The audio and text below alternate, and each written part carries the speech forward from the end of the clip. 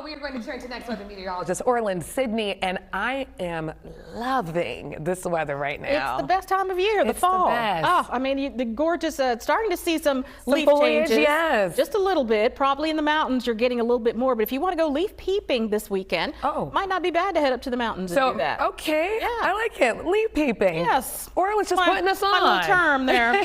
Let's see what's going on across the country. First of all, let's talk about a very quiet weather pattern for much of the United States. That's certainly some good news. We do have some action down in the Gulf. Look at this. They're getting some rainfall in parts of Alabama and the Florida Panhandle. And this is actually going to be increasing as we go through the week. In fact, an area of low pressure across Florida is going to be one of the big weather makers as we get into the week. Might not seem like it. And this is, I guess, more proof is them that's God gets, because that low pressure system is going to be causing quite a bit of rainfall across Florida where they really don't have a drought situation. What we're going to watch, though, is this area of low pressure. It's going to be working its way towards the Gulf. And as it does so, it may start to show some signs of tropical developments. We'll keep our eyes on that. But it's also going to help to increase our moisture. So after a very nice Saturday and most of Sunday with nice dry conditions, low humidities, humidity will start to go up, and we might even see a better chance of rain, especially across parts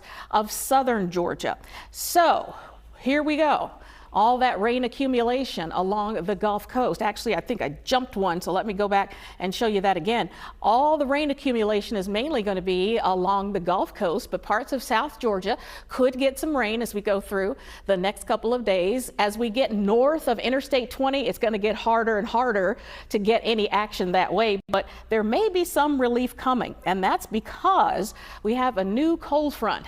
Actually, you have to head way over here, out across the lee side of the Rockies, to start to see the development of this cold front as we look at the weekend. Then I'm going to put this in motion and watch this frontal system as it starts to make its way, this line of clouds, towards the Atlanta area.